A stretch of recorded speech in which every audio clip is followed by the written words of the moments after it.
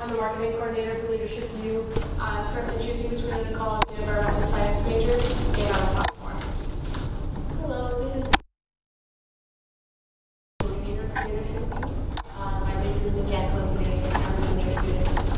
Hi, I'm Mankato. I'm the social media coordinator for LeadershipU. I am a sophomore and I'm doing a major in business management, IT, and economic finance, and I'm a sophomore in I'm Hazel. I'm a student engagement coordinator.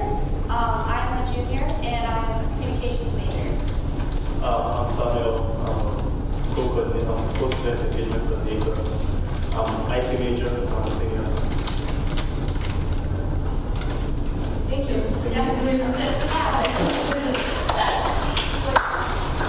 Okay, so then hello, my name is Emmy. I happen to be the advisor for LeadershipU. I'm actually also going to be the person who's leading today's workshop.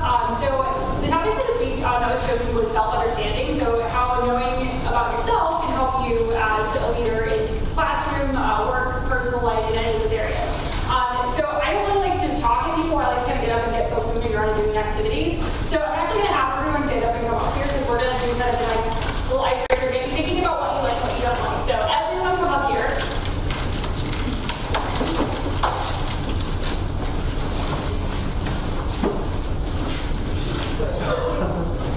I mean, you can bring snacks too. There's nothing wrong with that. Food is important. All right, so we're going to do something called this or that. So how this works is I'm going to give you two options to choose from, and depending on which one you identify more with, you're going to move to a certain location. So I'll give kind of a couple easier ones just to kind of get you started. I might throw a curveball or two in, but then we'll kind of start getting some that are a little bit deeper, kind of get you thinking about what types of environments you'll be in, that type of thing. So kind of as an example, we'll give, if you are somebody who prefers to use an iPhone, I'll have you stand along this wall. And if you're somebody who prefers to use an Android phone, I'll have you come along this wall.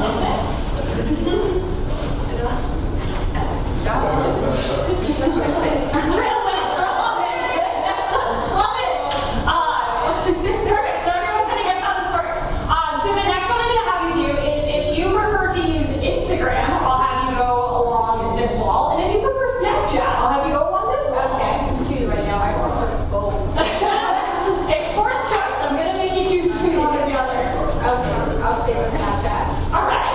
Yeah, this is always an interesting one to do with groups because that's kind of like they're two similar options and folks really tend to like both of them. So not surprised to see it pretty evenly split. If you are somebody who likes to work with other people or work in groups, I'll have you stand along this wall. And if you like to work independently, I'll have you come along this wall.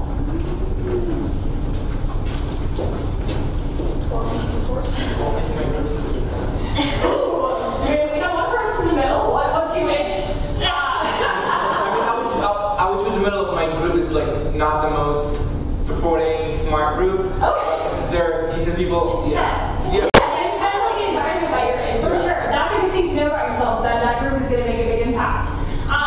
So then, if you are somebody who thinks about yourself as more of an ideas person, I'm going to have you stand along this side. Whereas if you tend to think of yourself as more of like a detail-oriented person, or like more about the executing of things, I'll have you come over on this side. Sammy, I'm going to make you pick one this time. All right, that's good to know. So if you consider yourself to be an extrovert, somebody who really likes other people, that feels rejuvenated by being around other people, I'm going to have you come stand on this side. And if you are somebody who prefers time alone to recharge, I'll have you come stand on this side.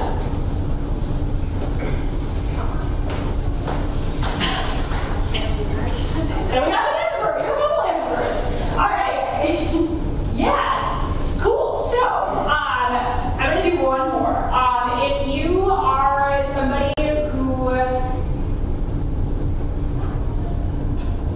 think about some good ones for this. If you are somebody who considers yourself to make decisions with your head, I'll have you come stand on the side. So if you're logic oriented, if you're somebody who tends to make decisions based off your emotions or like your gut instinct, your heart, have you come stand on this side.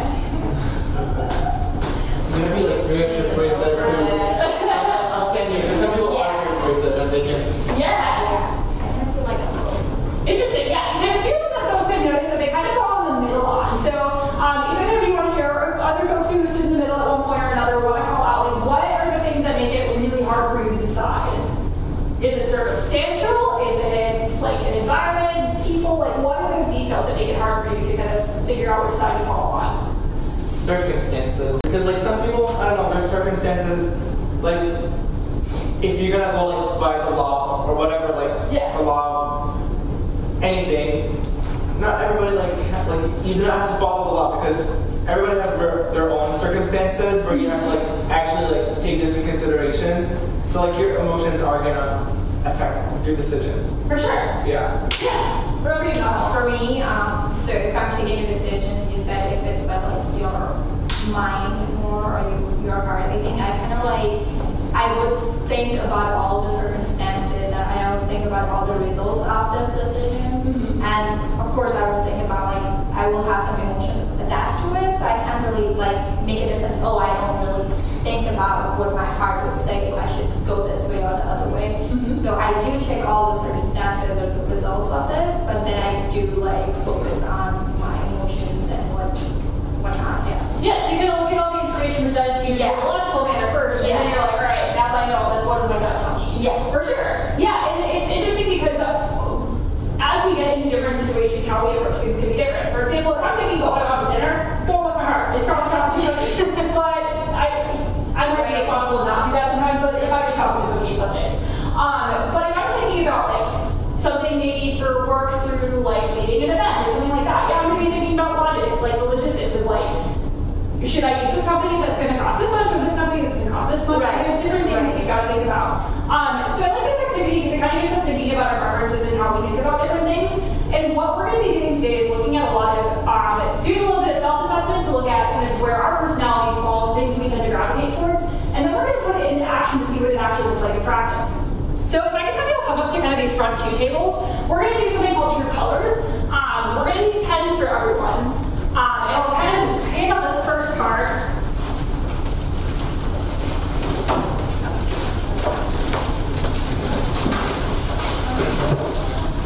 Do you have control of your festival?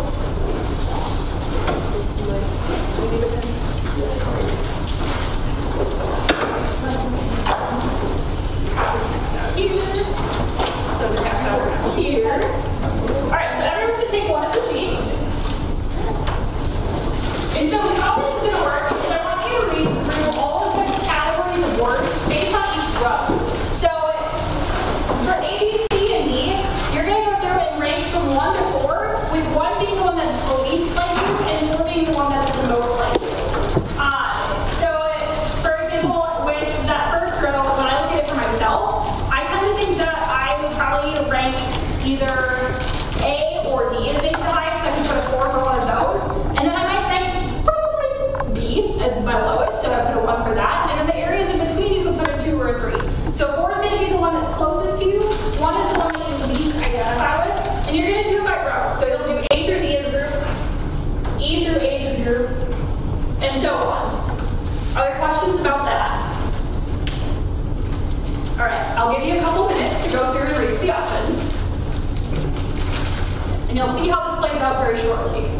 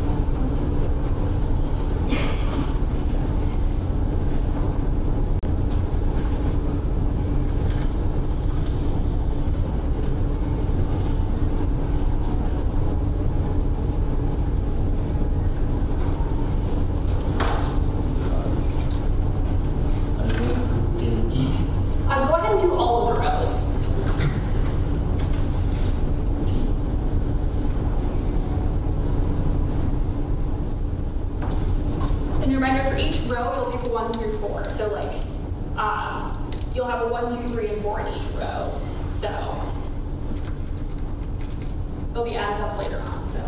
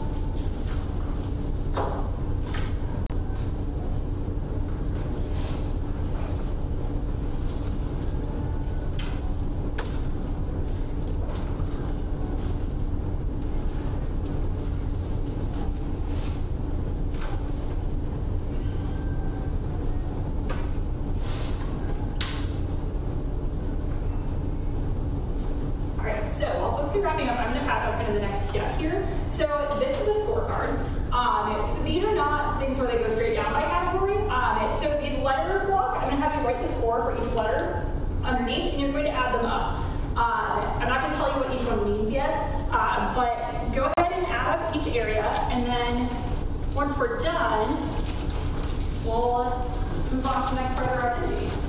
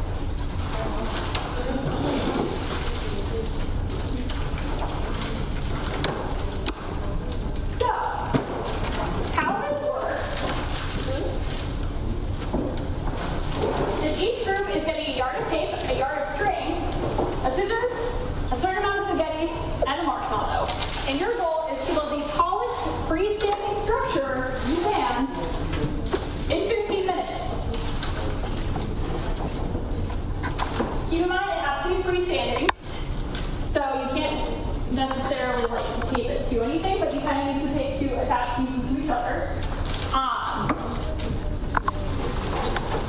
Those are the rules I'm going to give you for now. What questions do you have? All right, let me grab these, pass them over to each group here.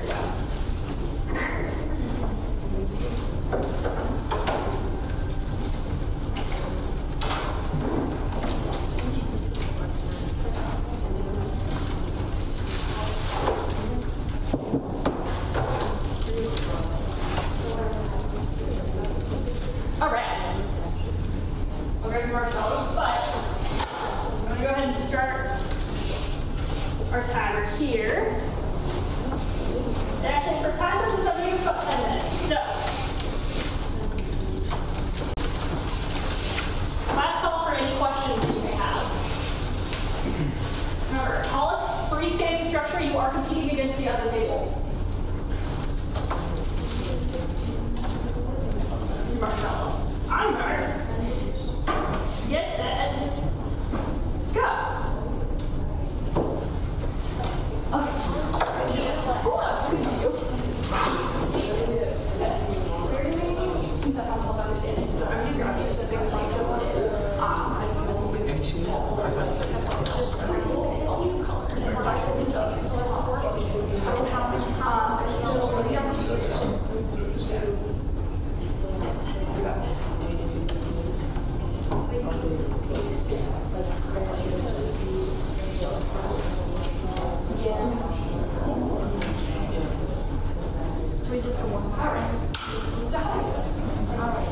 So each row has group support. So you'll want to go through each row and rank 1 to 4. Each one is start at 1 to 4 right here. So you'll do each row number ones, and then we have you add them up and correspond to different So like this is start. Score sheets, and then at the top, I also have extra pens for each row. Oh, the large ball has to be on the top.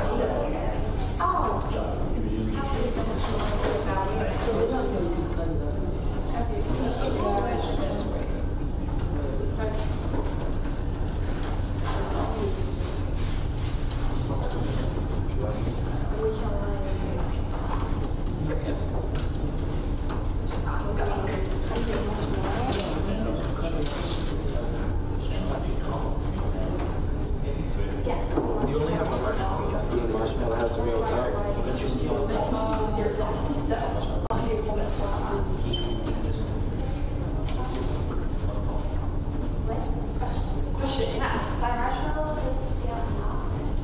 Oh, yes, that is an important thing I should clarify. So for the purposes of this activity, yes, we are going to have you put the marshmallow on top. So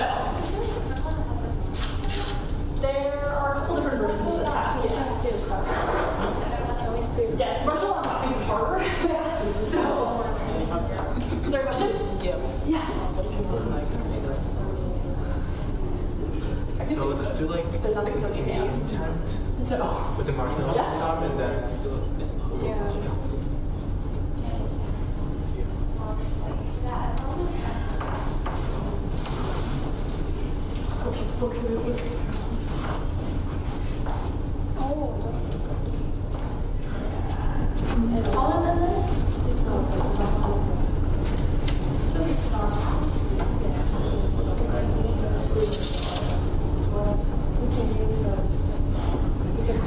Or we could just keep it.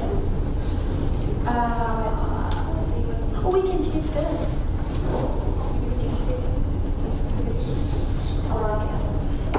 one thing you'll want to do, Do we have to use everything? you do not have to use everything. One thing you'll want to do is pay attention to how your sort of process works. Because we'll talk about that afterwards.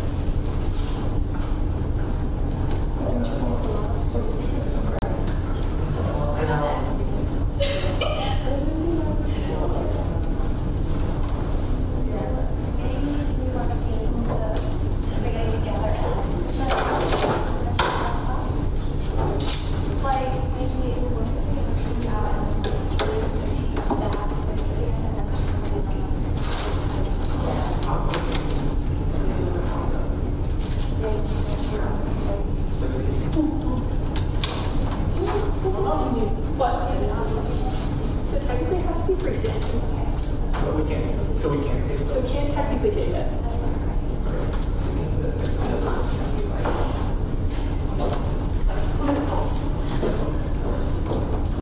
Essentially, it cannot be propped up or like stuck in place, if that makes sense. So this is not.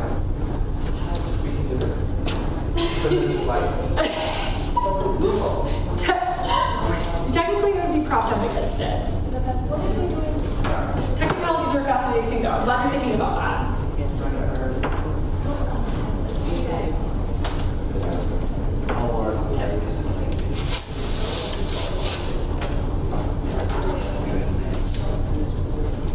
What do we both say?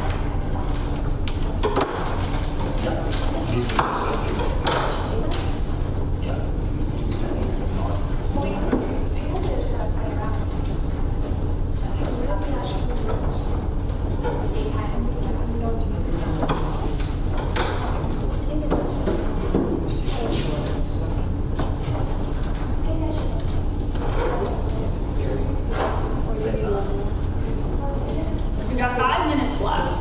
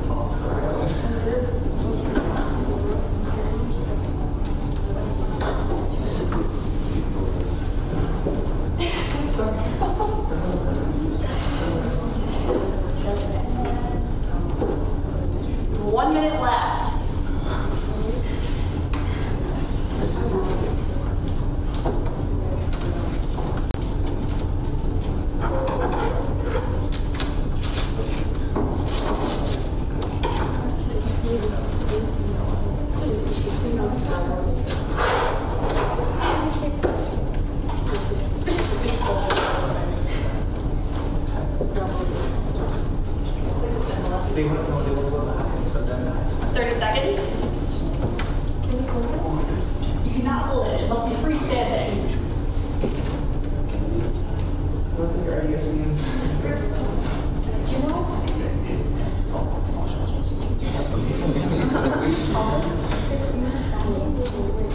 Ten, 9, 8, 7, 6, 5, 4, 3, 2, 1.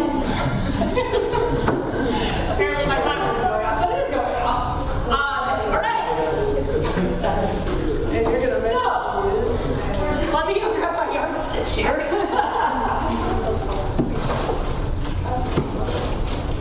Let's see where we get in. So the orange and green table. And let's flip this around and try to fit it a little bit. So 10.25. 10.7. So 10.25. Our blue table. We have two different cards here. We're going to go to the marshmallow and get in at about 7.5. And our gold table came in just over 10.5. So gold won this challenge. But we're going to talk about it because the point of this is not about who won. The point of this is we're going to talk about kind of how personalities work together.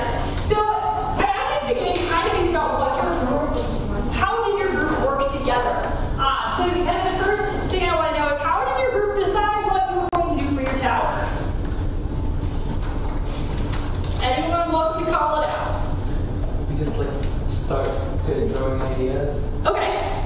So when you started throwing ideas out, was it that somebody just grabbed it and started putting stuff together, Yeah. or were there conversations, group decisions made? No, just Interesting. Okay, so you just kind of started off and started grabbing at stuff. All right. What about some other groups? Yeah, we started conversation a little, but when we realized we were running out of time, we just started making it. No, we actually kind of like started this talk, but we started like two different, and then we saw which one was more stable. Okay, so there were two different ideas, and then you came together. And then we tried to add those two together, and that turns out that it's not so stable just before when 30 seconds were left. So we're like, let's just leave it and let's just put what we have. For sure. And it's at least it's done. Yeah, for sure. What about the table back here? What was your process? Like, what did it look like? Turned out something different than what we was doing. Sorry? We did something totally different, but we did it to the last one. Okay, so you had a different structure originally, and then you came to this conclusion. Yeah, so a couple things that I noticed with each group. So with this group, it was interesting because I heard the Golds kind of asking some clarifying questions. So the question they actually asked me was, does the marshmallow have to be in one piece? Which technically nothing is stopping you from cutting the marshmallow up. Another thing that I noticed was our blues over here. At one point, I heard them asking about how do we feel about that? How is the group consensus? Like, is there a group consensus? This is a little later on. Whereas with this table, I noticed kind of a lot of the problem solving, kind of the jumping into it of like, all right, we're going to come up with two ideas really quickly, then we'll go from there. So I want to share a little bit more information about True Colors, and you'll be able to take these with you. So True Colors is essentially, it's a personality, but it's also kind of a communication assessment. So depending on what your primary color is, you're going to gravitate towards certain characteristics. And I definitely put too many on that table. grab a few of these. And so it's really interesting to kind of look at what our personalities look like and how they kind of tie into the way that we work with other people. I need more than that. There we go. So feel free to take one. So this is a super interesting tool because even though we have primary areas, we may also have secondary areas. Some people are going to rate really closely in certain areas, and some people may have a big difference between them. So this is kind of a neat tool because it kind of shows us where we might naturally gravitate towards, but it also gives us some things that we should be aware of with our own personalities and how we work with other people. So as you're reading through this list, look particularly at your own primary color. As you're looking through it, are there any initial reactions? Any like, yeah, this totally sounds like me, or this does not sound like me?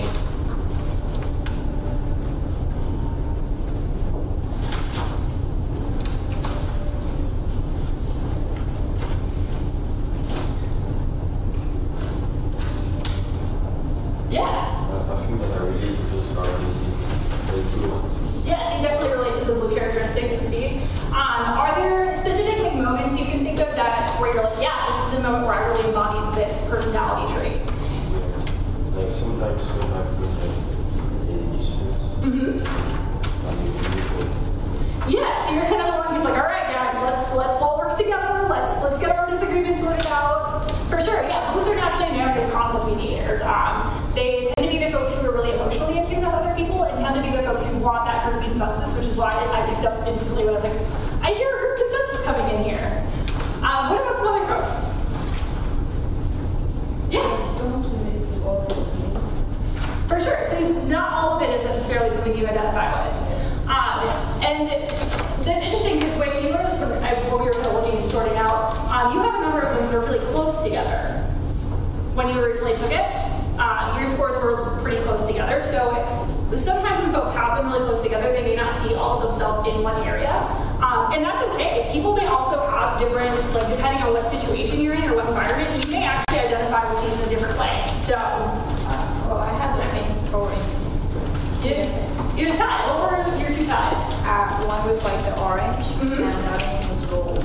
Was gold? Interesting. That's an uncommon combination. Yeah. So typically when we see areas that are close together, orange and green tend to be closely related, and yellow and blue, or gold and blue tend to be closely related. Oftentimes the people who work with other people quite a bit value the structure that golds find very valuable, whereas the orange and greens tend to like the idea of pushing boundaries, like really going for like the next thing, being creative, that type of thing too. So it's kind of fascinating to see how these all tie together. So I kind of want to bring us back out to the bigger picture of self-understanding. So question, and anyone can answer this, how does understanding these things about yourself help you to work with other people? Yeah.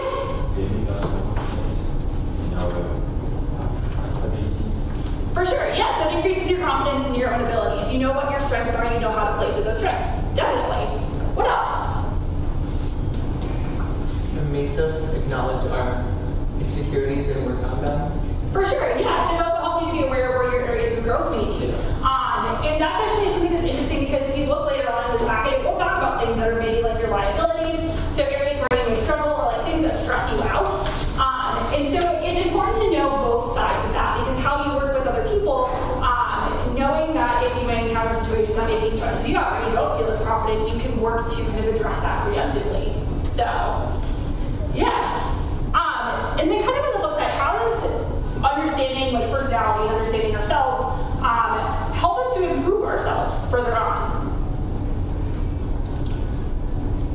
I feel like, especially like a little different than what you said, because if you're like working with somebody as a group or some of your colleagues, and you basically know that what are your strengths and weaknesses are. For example, if I would be like, Tuesdays are not my best days if I'm not very good on Tuesdays, but I'm working with somebody who's really excited and really like onto something. So I think working together with that person, I know that this is my weakness that I'm not so excited on every other Tuesdays because probably I have so much classes or I have like extra work hours on that day.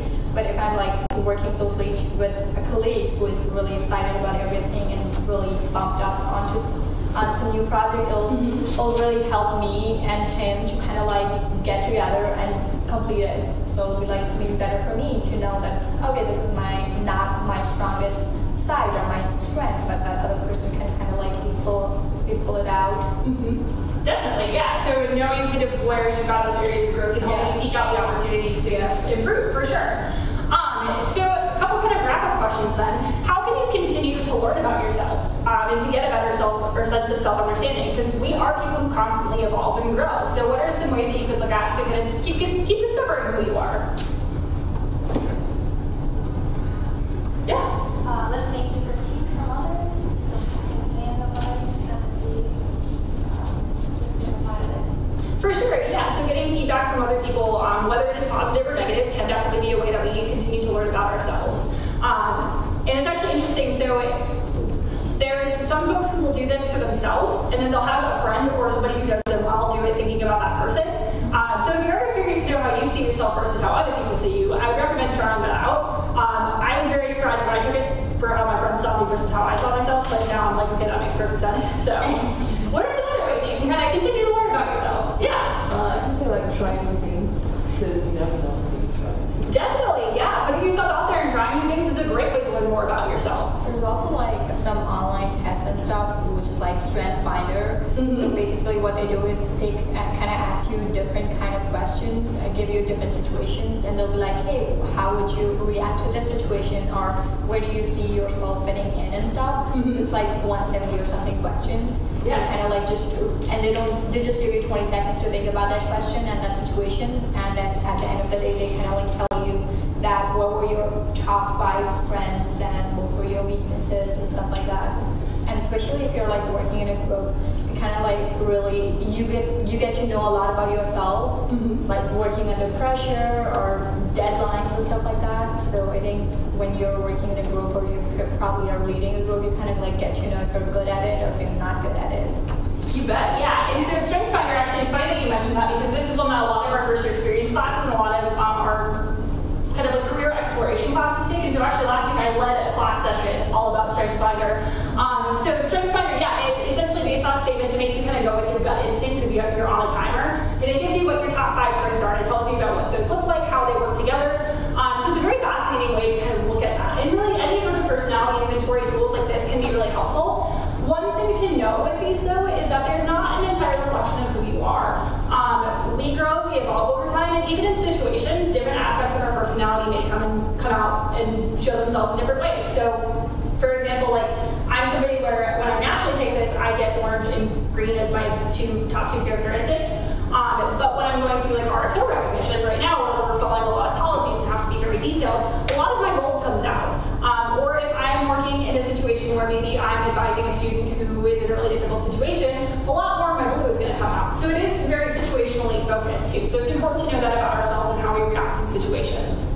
So I hope that you all have enjoyed this today, because it's been insightful. We usually do a wrap-up survey just to kind of help us know how we're doing and if it's effective. So if you're willing to take a moment, I'll go ahead and pass it out to everyone, and then feel free to go ahead and give it a fill. And then next week we do have a different facilitator coming. His name is Garrett, and he's going to be talking about values and how your values impact you as a leader. So